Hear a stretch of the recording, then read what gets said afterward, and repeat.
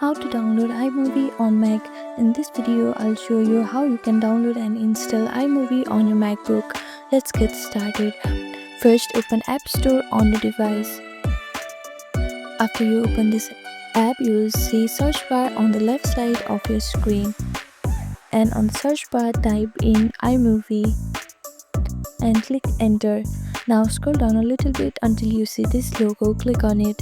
Since I have already downloaded this app before, here it's showing this cloud-like button. But if you have not downloaded this app before, you will see a get button here. Simply click on that get button. Now after the verification, your download will be started, and it may take some time depending on your internet speed.